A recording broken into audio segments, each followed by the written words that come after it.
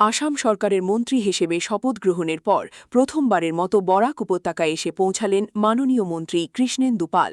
শ্রীভূমি জেলায় ফিরতেই বদরপুরে দলীয় কর্মী সমর্থক ও শুভানুধ্যায়ীদের মধ্যে উৎসবের আবহ সৃষ্টি হয়।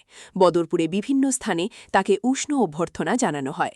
ফুলের তোড়া, মালা ও সংবর্ধনার মধ্য দিয়ে নবনিযুক্ত মন্ত্রীকে শুভেচ্ছা জানান হাজারো মানুষ।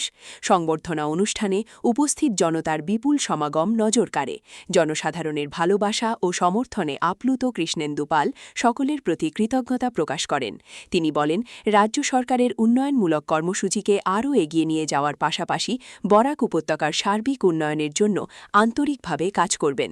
তার এই সফরকে ঘিরে জেলা জুড়ে উৎসাহ উদ্দীপনার পরিবেশের সৃষ্টি হয়েছে। বদরপুর থেকে পিন্টু শুক্লবৈদ্যের প্রতিবেদন, ঈশান বাংলা নিউজ, শিলচর। আজকে খুব আনন্দ লাগছে। আর শপথ গ্রহণ করার পর আজকে প্রথম বরাক উপত্যকায় আসলাম।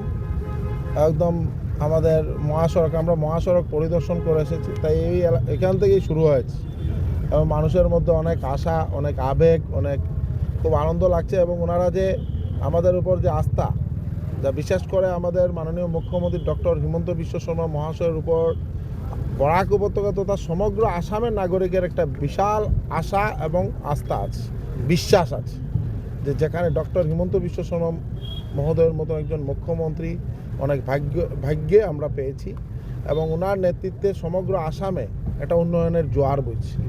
এবং আমি একজন ভাগ্যবান আমি মনে করি যে ডক্টর হিমন্ত বিশ্ব শর্মা মহাশয়ের মতন একজন নেতৃত্বে আজকে মন্ত্রিসভায় উনি স্থান দিয়েছেন এবং আমি সমগ্র আসামের নাগরিকের সেবা করার সুযোগ পেয়েছি এবং আমি নিজেকে প্রয়াস করব 24/7 যাতে সমগ্র আসামের নাগরিকের সেবা করতে পারি।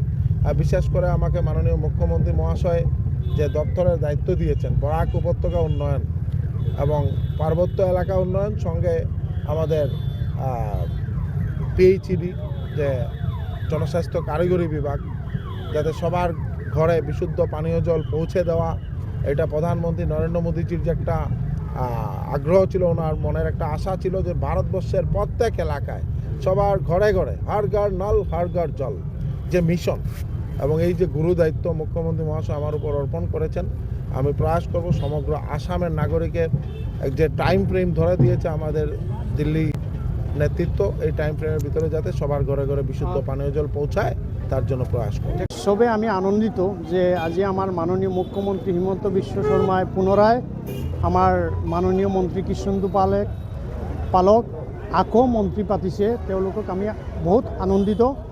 আৰু আমি প্ৰস্তুতি আজি নিছোঁ বদৰপুৰৰ বাসীৰ পক্ষৰ পৰা যে আমাৰ বিহু ডেন্স আছে আৰু তেওঁক সম্বৰ্ধনা জ্ঞাপন কৰিম। আৰু আমাৰ শ্ৰীভূমি ডিষ্ট্ৰিক্টত বহুত কাৰ্যসূচী আছে আৰু বেচিকেলি আমাৰ বৰাকত তেওঁ বৰাক ডেভেলপমেণ্ট ডিপাৰ্টমেণ্টটো দিয়াৰ কাৰণে আজি আমাৰ বৰাকৰ ৰাস্তা ঘাট কিবা যিমান সমস্যা আছে এইবিলাক সলভ হ'ব সোনকালে, এইটো আমি আশা কৰোঁ।